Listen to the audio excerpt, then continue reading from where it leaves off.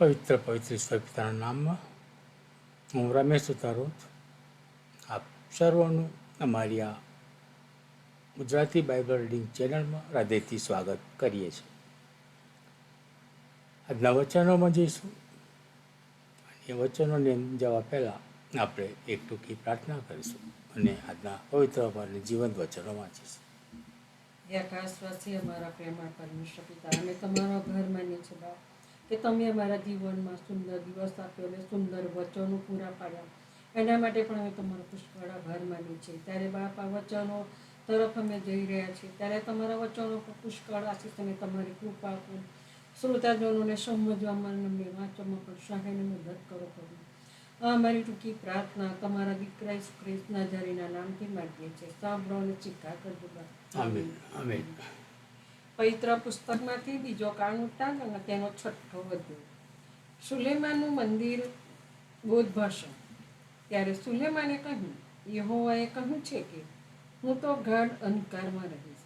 મેં તમારે માટે રહેવાનું મંદિર તથા સર્વકાળ માટે તમારે રહેવાનું સ્થળ બાંધ્યું છે. પછી રાજાએ ઇઝરાયલની સમગ્ર પ્રજા તરફ પોતાનું મોં ફેરવીને તેઓને આશીર્વાદ આપ્યો. એ વખતે ઇઝરાયલની સમગ્ર પ્રજા ઊભી રહી હતી. તેણે કહ્યું, ઇઝરાયલના ઈશ્વર યહોવાને ધન્ય હો કે જેમણે પોતાના મુખે મારા પિતા દાઉદને જે કહ્યું હતું તે તેમણે પોતાના હાથે પૂરું કર્યું છે. તેમણે કહ્યું હતું કે મેં મારા લોકોને મિસ્ર દેશમાંથી કાઢ્યા તે દિવસથી મેં મારું નામ ત્યાં રહે તે માટે મંદિર બાંધવા માટે ઇઝરાયલના સર્વ કુળોમાંથી કોઈ નગરને પસંદ કર્યું નથી. તેમજ મારા ઇઝરાયલ લોક ઉપર મેં કોઈ પુરુષને અધિકારી થવા માટે પસંદ કર્યો નથી, પણ મારું નામ રહેવા માટે યરૂશલેમને મેં પસંદ કર્યું છે. અને મારા ઇઝરાયલ લોકોનો ઉપરી થવા માટે દાઉદને મેં પસંદ કર્યો છે. હવે ઇઝરાયલના ઈશ્વર યહોવાના નામને માટે મંદિર બાંધવાનું મારા પિતા દાઉદના અંતકરણમાં હતું. પણ યહોવાએ તેમને કહ્યું, મારા નામને માટે મંદિર બાંધવાનું તારા અંતકરણમાં હતું એ તો સારું હતું, પરંતુ તારે તે મંદિર બાંધવું નહીં. પણ તને જે પુત્ર થશે તે મારા નામને માટે મંદિર બાંધશે. યહોવા પોતે જે વચન બોલ્યા તે તેમને પૂરું કર્યું છે. કેમ કે હું મારા પિતા દાઉદને સ્થાને ઊભો થયો છું ને યહોવાના વચન પ્રમાણે ઇઝરાયલના રાજ્યાસન પર બેઠો છું. ને મેં ઇઝરાયલના ઈશ્વર યહોવાના નામને માટે મંદિર બાંધ્યું છે અને તેમાં મેં કોષ મૂક્યો છે.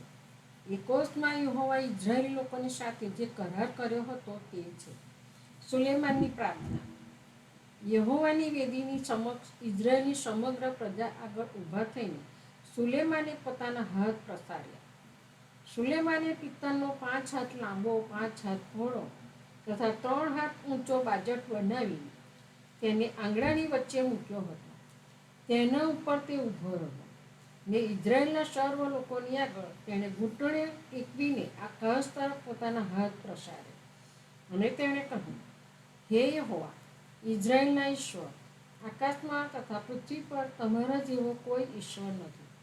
તમારા જે સેવકો પોતાના ખરા અંતકરણથી તમારી આગળ ચાલે છે તેઓની સાથે તમે કરાર પાડો છો તથા તેઓ પર તમે કૃપા રાખો છો. તમારા સેવક મારા પિતા દાઉદને તમે જે વચન આપ્યું હતું તે તેમની પ્રત્યે તમે પાડ્યું છે. હા, તમે તમારા મુખથી જે બોલ્યા તે પોતાને હાથે પૂરું કર્યું છે, જેમ આજ છે તેમ. તો હવે હે યહોવા ઇઝરાયલના ઈશ્વર, તમારા સેવક મારા પિતા દાઉદને તમે જે વચન આપ્યું છે તે તેમની પ્રત્યે પાડો. તે એ કે જેમ તું મારી આગળ ચાલ્યો છે તેમ તારા વંશજો પોતાના માર્ગ સંભાળીને મારા નિયમ પ્રમાણે ચાલશે. તો મારી નજર આગળથી ઇઝરાયલના રાજ્યાસન પર બેસનાર પુરુષની તને ખોટ પડશે નહીં. માટે હવે હે યહોવા ઇઝરાયલના ઈશ્વર, તમે જે વચન તમારા સેવક દાઉદને આપ્યું છે તે પૂર્ણ કરો. પણ શું ઈશ્વર ખરેખર માણસની સાથે પૃથ્વી ઉપર વસે? જુઓ, આકાશ તથા આકાશોના આકાશમાં તો તમારો સમાવેશ થાય એમ નથી. ત્યારે આ જે મંદિર મેં બાંધ્યું છે તેમાં તમારો સમાવેશ થવો એ કેટલું બધું અશક્ય છે. તો પણ હે યહોવા મારા ઈશ્વર, તમારા સેવકની પ્રાર્થના તથા તેની યાચના ધ્યાનમાં લઈને તમારો સેવક તમારી આગળ જે પોકાર તથા પ્રાર્થના કરે છે તે તમે સાંભળજો. રાત દિવસ આ મંદિર તરફ, એટલે જે સ્થળ વિશે તમે કહ્યું છે કે મારું નામ હું ત્યાં રાખીશ, તે તરફ તમારી આંખો ઉઘાડી રહે કે જેથી તમારો સેવક તથા આ સ્થળ તરફ મુખ ફેરવીને જે પ્રાર્થના કરે તે તમે સાંભળો. તમારો સેવક તથા તમારા ઇઝરાયેલી લોક આ સ્થળ તરફ મુખ ફેરવીને પ્રાર્થના કરે ત્યારે તેઓની યાતનાઓ તમે સાંભળજો. હા, તમારા રહેઠાણમાંથી એટલે આકાશમાંથી તમે સાંભળજો અને સાંભળીને ક્ષમા કરજો. જો કોઈ માણસ પોતાના પડોશી વિરુદ્ધ અપરાધ કરે ને તેને સોગંદ આપવા માટે તેને સમ ખવડાવવામાં આવે ને તે આવીને મંદિરમાંની તમારી વેદીની સમક્ષ સમ ખાય, તો આકાશમાંથી તે સાંભળીને તે પ્રમાણે કરજો. ને દુષ્ટના કર્મો તેના પોતાના માથા પર નાખીને તેનો બદલો આપીને તમારા સેવકોનો ન્યાય કરજો અને નેક માણસને ન્યાય ઠરાવીને તેની નેકી પ્રમાણે તેને ફળ આપજો. જો તમારા ઇઝરાયેલી લોક તમારી વિરુદ્ધ પાપ કર્યાને લીધે શત્રુના હાથે માર ખાય અને જે તેઓ પસ્તાવ કરીને પોતાના ઈશ્વર તરીકે તમને કબૂલ કરે ને આ મંદિરમાં આવીને તમારી પ્રાર્થના તથા યાચના કરે, તો તમે આકાશમાંથી તે સાંભળીને તમારા ઇઝરાયેલી લોકોના પાપને ક્ષમા કરજો ને જે દેશ તમે તેઓને તથા તેઓના પિતૃઓને આપ્યો તેમાં તેઓને પાછા લાવજો. જ્યારે તેઓએ તમારી વિરુદ્ધ પાપ કર્યાને લીધે આકાશ બંધ થઈ જાય ને વરસાદ ન વરસે તે વખતે જો તેઓ આ સ્થળ તરફ મુખ ફેરવીને પ્રાર્થના કરે ને તમારા નામનું સ્મરણ કરે, આ પ્રમાણે જ્યારે તમે તેઓને શિક્ષા કરો ને તેઓ પોતાના પાપથી ફરે, તો આકાશમાંથી તે સાંભળીને તમારા સેવકોના તથા તમારા ઇઝરાયેલી લોકોના પાપની ક્ષમા કરજો. કેમ કે જે સારે માર્ગે તેઓએ ચાલવું જોઈએ તે તમે તેઓને શીખવો છો અને તમારો જે દેશ તમે તમારા લોકને વતન તરીકે આપ્યો છે તે પર વરસાદ મોકલજો. જો દેશમાં દુકાળ પડે, મરકી ચાલે, સૂપ, મસી, તીડ કે કાતરા પડે, જો તેઓના દેશના નગરોમાં તેઓના શત્રુઓ તેઓને ઘેરી લે, ગમે તે મરકી કે મંદવાડ આવ્યો હોય, ત્યારે ગમે તે પ્રાર્થના કે યાચના હર કોઈ માણસ અથવા તમારા સર્વ ઇઝરાયેલી લોક પોતપોતાની પીડા ને પોતપોતાનું દુઃખ જાણીને પોતાના હાથો આ મંદિર તરફ પ્રસારીને કરે, તો તમારા રહેઠાણ આકાશમાંથી તમે તે સાંભળીને ક્ષમા કરજો ને દરેક માણસનું અંતકરણ તમે જાણો છો, માટે તેને તેની સર્વ કરણી પ્રમાણે ફળ આપજો. કેમ કે કેવળ તમે જ સર્વ મનુષ્યના અંતકરણો જાણો છો, જેથી જે દેશ તમે તમારા પિતૃઓને આપ્યા છે તેમાં તેઓ રહે ત્યાં સુધી તેઓ તમારાથી બીને તમારા માર્ગોમાં ચાલે. વળી પરદેશી કે જેઓ તમારા ઇઝરાયેલી લોકોમાંના ન હોય તેઓ જ્યારે તમારા મોટા નામ તથા તમારા પરાક્રમી હાથ તથા તમારા લંબાવેલા બાહુની ખાતર દૂર દેશથી આવે ને આવીને તેઓ આ મંદિર તરફ મુખ ફેરીને પ્રાર્થના કરે, ત્યારે તમે તમારા રહેઠાણ આકાશમાંથી તે સાંભળજો ને તે પરદેશી જે બધી બાબત વિશે તમને વિનંતી કરે તે પ્રમાણે તમે કરજો, કે જેથી પૃથ્વીના સર્વ લોક તમારું નામ જાણીને તમારા ઇઝરાયેલ લોકની માફક તમારી બીક રાખે ને તેઓ જાણે કે આ મંદિર જે મેં બાંધ્યું છે તે તમારા નામથી ઓળખાય છે.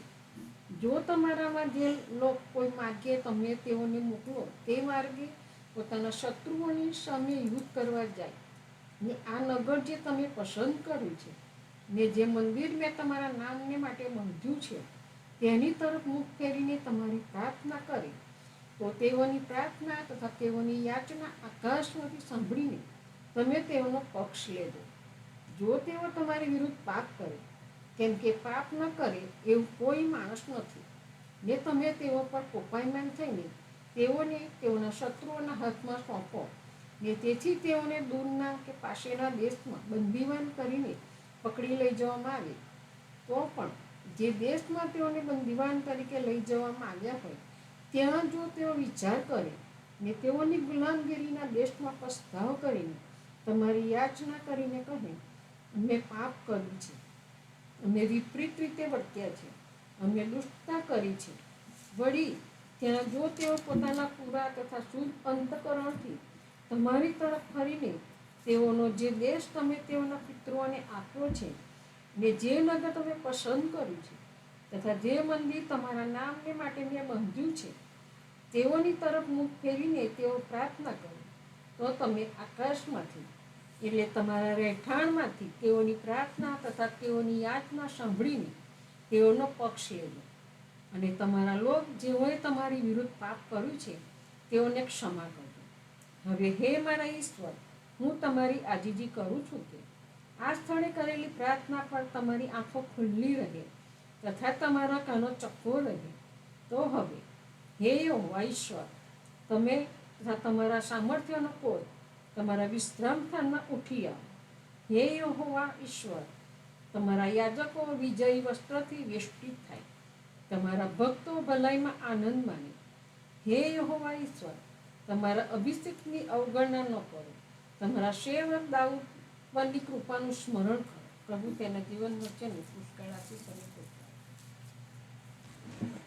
પ્રાર્થના કરીએ.